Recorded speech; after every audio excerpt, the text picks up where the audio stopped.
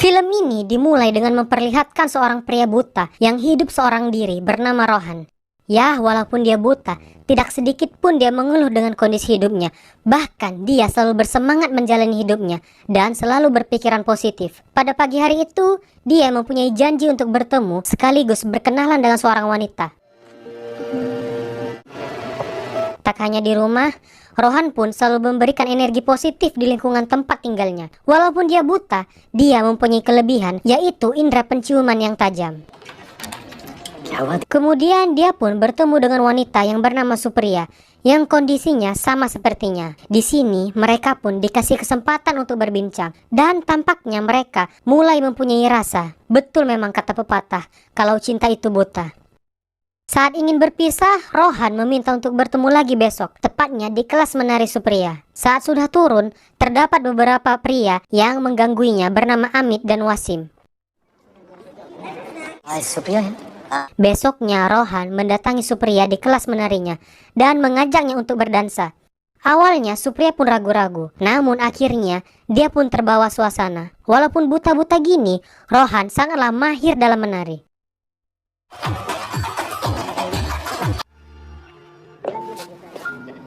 Setelah itu mereka pun pergi ke mall untuk membeli sepatu. Di sini Rohan menilai bagus atau tidaknya sepatu tersebut hanya melalui suara langkah kaki dari sepatu tersebut. Kemudian saat berjalan-jalan, tiba-tiba saja artis tempat datang ke mall tersebut yang seketika orang berbondong-bondong untuk melihatnya hingga membuat Rohan dan Supriya berpisah.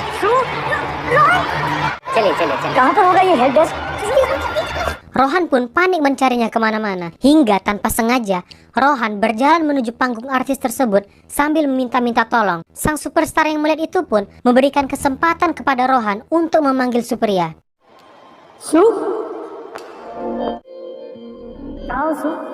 Supriya yang mendengar itu pun mendatangi Rohan dan akhirnya mereka bertemu. Sungguh sebuah kejadian yang mengharukan dari sepasang kekasih yang saling melengkapi kekurangan satu sama lain. Di waktu senja, mereka pun bermesraan di pinggir laut dengan suara deburan ombak yang membuat suasana semakin romantis seperti gambaran hati mereka saat ini. Keesokan harinya, mereka pergi ke sebuah gedung yang sedang proses pembangunan. Di sini terjadi sebuah kejadian yang unik, di mana saat temannya Rohan berjalan ke depan tanpa melihat langkahnya, Rohan pun langsung menghentikannya karena tepat selangkah lagi terdapat sebuah lubang yang digunakan untuk lift. Padahal si Rohan ini buta loh. Inilah salah satu kelebihan dari Rohan. Dia peka terhadap situasi di sekitarnya. Di sini tidak terlalu dijelaskan ini gedung siapa, tetapi sepertinya terdapat sebuah lantai yang telah dibeli Rohan untuk tinggal bersama Supriya suatu saat nanti. Wow, buta-buta gini tajir loh dia. Setelah itu secara resmi Rohan melamar Supriya dan mereka menikah dan hidup bahagia sebagai sepasang suami istri yang sah. Pada malam harinya mereka pun bermesra-mesraan dan melakukan sebuah ritual yang umum dilakukan oleh sepasang suami istri yang baru menikah pada malam pertamanya. Kemudian Wasim pergi bersama Amit untuk mabuk-mabukan. Jika kalian ingat, Amit dan Wasim merupakan orang yang tak mengganggu Rohan. Amit sendiri adalah orang kaya, sedangkan Wasim berbanding terbalik dengan Amit. Jika kalian bingung mengapa Rohan itu tajir hingga bisa membeli apartemen, mungkin inilah jawabannya. Dia sendiri bekerja sebagai seorang dubbing yang sangat berbakat, yaitu bisa meniru banyak sekali jenis suara, baik yang intonasinya tinggi maupun rendah. Hal ini bisa dibuktikan seperti meniru suara Amitabh Bachchan dan ngeprank istrinya. Kemudian karena masih pengantin baru, mereka pun banyak menghabiskan waktu, seperti makan malam romantis di luar dan saling bertukar hadiah. Kelebihan Rohan juga diperlihatkan di sini. Saat ia turun dari bajai versi India, dia bisa mengetahui jumlah nominal uang hanya dengan merabanya. Sehingga walaupun dia buta gini, dia tidak bisa ditipu. Saat berjalan ke rumah, disinilah awal mula petaka menimpa mereka. Di mana Ami dan Wasim menggoda istrinya Rohan dan mengucapkan kata-kata yang tidak pantas hingga Supriya berteriak minta tolong. Namun saat orang di sekitarnya keluar, mereka berdua telah pergi. Supriya, Keesokan harinya, Supriya sedang menitip susu di rumah tetangganya. Saat sudah pulang, secara mengejutkan, Amit dan Wasim sudah berada dalam rumahnya. Dan tebak! Ya, secara bejat, mereka berdua memperkosa Supriya tanpa hati nuraninya.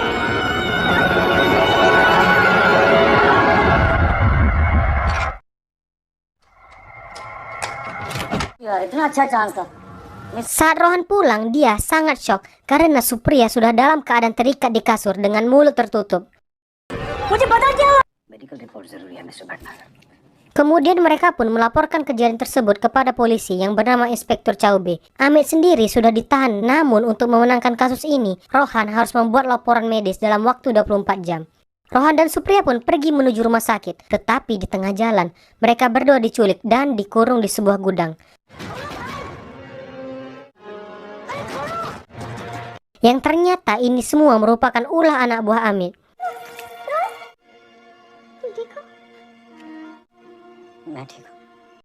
Besoknya mereka berdua pun diturunkan di pinggir pantai.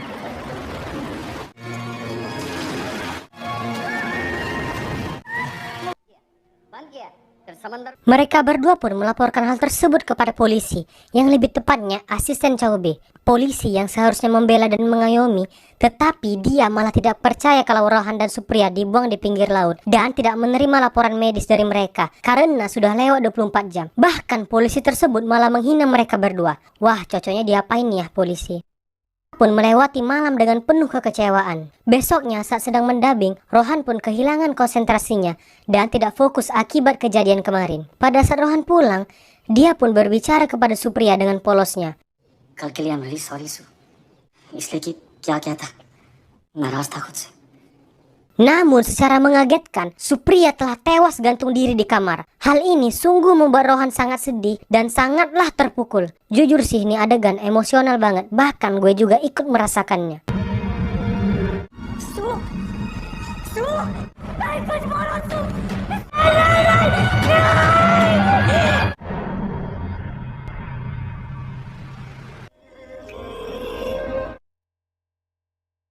Setelah proses pemakaman dan masih berkabung, datanglah seorang pria yang bernama Shelar. Dia merupakan seorang politisi yang cukup berpengaruh di daerah tersebut dan merupakan abang kandung dari Amit. Di sini dengan kurang ajarnya, dia meminta kepada Rohan untuk tidak membicarakan hal ini kepada media agar tidak merusak reputasinya. Jika Rohan berani melakukan itu, maka dia tidak segan-segan untuk menghabisi Rohan.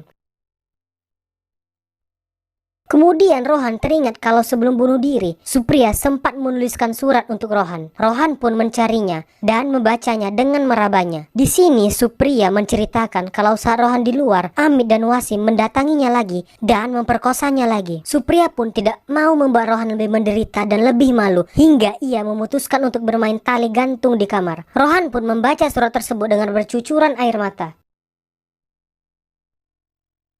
Kemudian Rohan datang ke kantor polisi untuk menemui Chaube, namun dihalang-halangi dan diusir oleh ajudannya si Chaube. Kemudian Rohan pun berteriak memanggil nama Chaube, hingga akhirnya dia dipersilahkan masuk. Di sini dia pun mengungkapkan kalau Amit dan Wasim datang lagi dan memperkosa Supriya untuk kedua kalinya, hingga akhirnya Supriya benar-benar hancur dan memutuskan untuk bermain tali gantung di kamar. Rohan pun mengungkapkan kalau dia akan mencari keadilan sendiri tanpa bantuan polisi, yang dalam arti kata dia akan balas dendam.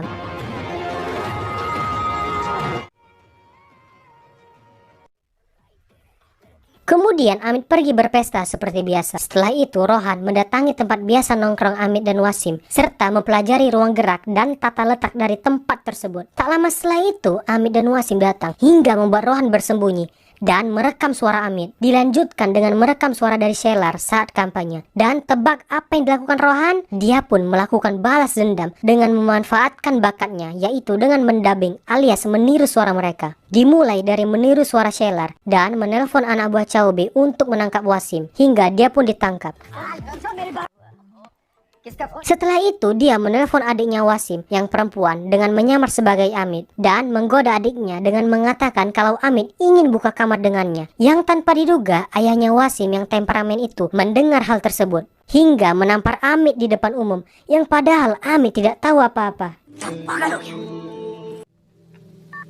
Setelah itu, Rohan menelpon lagi adiknya Wasim dengan menyamar sebagai Amit dan memaksa adiknya Wasim untuk bermantap-mantap dengannya. Tak cukup sampai di situ, Rohan meniru suaranya adiknya Wasim dan menelpon Amit dengan mengatakan kalau dia ingin bermantap-mantap dengan Amit. Setelah itu, dia menelpon ayahnya Wasim dan mengatakan kalau dia akan membayar adiknya Wasim jika ingin bermantap-mantap dengannya. Yang mendengar itu, ayahnya Wasim amarahnya semakin menjadi-jadi. Kemudian Amit dan adiknya Wasim pun bertemu. Namun tiba-tiba, ayahnya Wasim telah datang dengan membawa pisau dan ingin menikamnya. Tapi dialah yang tanpa sengaja tertusuk oleh Amit. Malamnya, asistennya Chaube mendatangi Scheller untuk melaporkan kalau Amit telah menikam ayahnya Wasim. Scheller yang mendengar itu pun marah besar dan menyuruh untuk membawa Wasim menemuinya. Sontak saja asistennya Chaube mengatakan kalau Wasim ditahan atas perintahnya. Scheller pun marah mendengar itu karena dia tidak pernah menyuruh mereka untuk menangkapnya. Setelah itu, Rohan terlihat berbelanja keperluan yang akan ia gunakan untuk balas dendam. Kemudian Scheller memanggil Wasim untuk menanyakan apa yang sebenarnya terjadi dan ingin menyelesaikan masalah ini. Sesudah itu, Rohan menyamar sebagai suara Amit dan menelpon Wasim untuk mengajaknya berjumpa. Amit ए Wasim number 1 मुश्किल है लुमना के साथ बदतमीजी की कुछ Disinilah Rohan menampakkan dirinya dan mengatakan kalau dia ingin balas dendam. Dia pun mematikan lampu dan menghajar Wasim habis-habisan.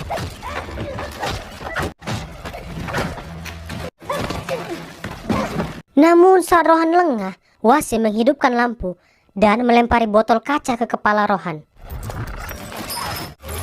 Rohan yang sudah memendam amarah yang sangat besar berhasil melawan balik hingga Wasim tak berdaya. Kemudian menyeretnya, mengikatkan tali di lehernya, dan mencampakkannya hingga ia mati tergantung. Besoknya, polisi sudah menemukan mayat Wasim dalam keadaan tergantung dan sebuah sapu tangan yang berinisial A, sehingga polisi pun curiga kalau Amitlah yang telah membunuh Wasim. Saat proses pemakaman Wasim, Rohan tak luput untuk menghadiri pemakamannya dan memberikan penghinaan terakhir. Bah, bisa gitu ya. Tanpa sengaja, Chaube melihat Rohan dan langsung mendatangi rumahnya. Karena Chaube mulai curiga kalau Rohanlah dalang dibalik tergantungnya Wasim kemarin. Hello हाँ hello Kemudian Rohan mulai menjalankan rencananya untuk menghabisi Amit. Dimulai dengan menelpon Amit dengan suara yang berbeda dan beralasan kalau dia mengetahui siapa pembunuh Wasim. Setelah itu mereka pun berjanjian untuk bertemu di tempat yang dimana tempat tersebut pernah digunakan untuk menyekap Rohan dan Supriya. Rohan pun lebih dulu datang ke tempat tersebut yang berisi banyak sekali bensin. Saat Amit sudah datang, Rohan telah bersiap untuk menggeplak kepalanya. Namun saat Amit masuk, Rohan menggeplak kepalanya. Sayangnya, Amit masih memakai helm. Mengetahui itu adalah Rohan, Amit pun menghajarnya habis-habisan.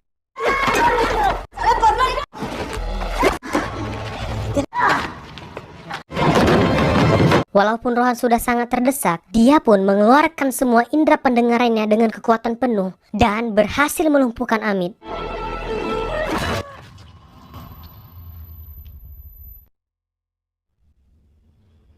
Saat Amit tersadar, dia pun sudah dalam keadaan terikat. Rohan pun menelpon Scheller untuk segera menyelamatkan adiknya itu. Kemudian Rohan membocori bensin di tempat itu dan menaruh lilin tepat di balik pintu masuk.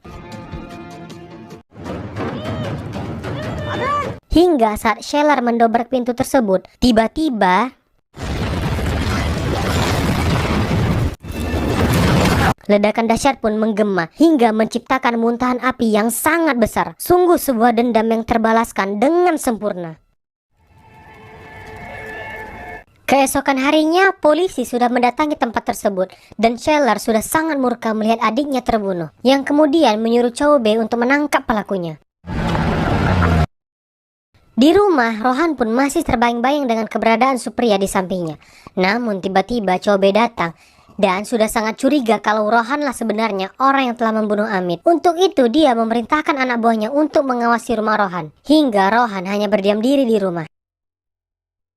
Pada malam harinya, teman baik Rohan keluar dengan membawa 3 wanita yang memakai cadar. Karena cukup mencurigakan, asistennya Chaube yang dari awal agak mentiko ini menyuruhnya untuk membukanya. चलो चलिए उधर ternyata mereka bertiga adalah perempuan. Kemudian Chow Bei mendatangi Shelar yang ternyata mereka berdua telah bersengkokol untuk menjebak Rohan dan menyerahkannya di pagi hari. Faktanya Shelar akan menyuap Chow Bei untuk menyerahkan Rohan kepadanya. से प्रमोशन लूंगा तुमसे पैसा। Pada pagi harinya, terlihat Rohan sudah berada di pinggir pantai dan Chow Bei menghampirinya seraya berkata, "Bagaimana kau membunuh Shelar?" Kemudian adegan mundur beberapa jam sebelumnya, di mana Rohan berhasil keluar dari rumahnya yang penuh dengan pengawasan polisi dengan mengelabuinya melalui temannya yang bercadar tadi.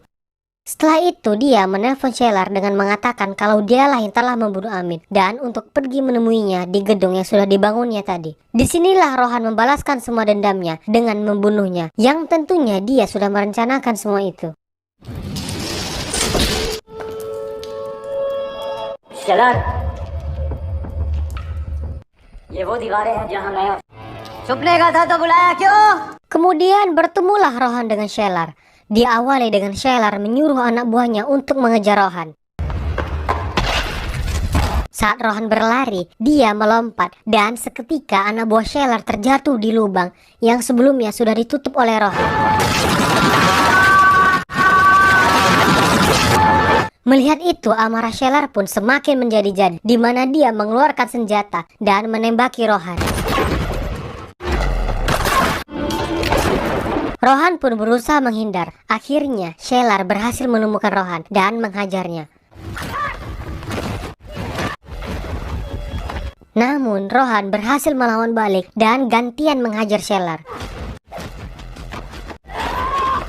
Di sini Rohan ingin membunuhnya, tetapi agar terlihat seperti bunuh diri, dia yang sudah mengetahui tempat itu menggiring Shelar ke tepi, kemudian menjatuhkan diri bersama Shelar. Tak lupa Rohan mengaitkan tali ke dirinya sendiri, hingga Shelar lah yang jatuh dan terlihat seperti bunuh diri. Kembali ke saat ini, Rohan menjelaskan kepada Chow Bei kalau Amit telah membunuh Wasim dan Shelar telah membunuh Amit. Disusul dengan Shelar bunuh diri karena membunuh saudaranya sendiri. Padahal ketiga-tiganya Rohanlah yang bunuh. Chow Bei pun berkata kepada Rohan kalau setiap penjahat pasti meninggalkan jejak. Saat ingin bertemu dengan saksi, Rohan berkata, "Apakah kau ingat yang aku katakan?" Chow Bei pun berkata, "Apa itu?" Lalu Rohan menjawab, "Kau akan tahu sendiri." Saat Chow Bei bertemu dengan saksi, ternyata dia juga buta dan berkata, "Aku akan memberitahumu jika aku bisa melihat." Chow Bei teringat kalau tadi saat Rohan melapor istrinya telah diperkosa, dia mengatakan, "Maaf, aku tidak bisa melihat." Seketika Chow Bei terdiam kena karma karena di awal tadi dia menyepelekan Rohan. Dan yang lebih parahnya lagi, dia tidak jadi menerima uang suap dari Shelar karena dia telah tewas. Film ini ditutup dengan Rohan yang sudah ikhlas dengan kepergian Supriya dan membuang abunya di laut. Tamat.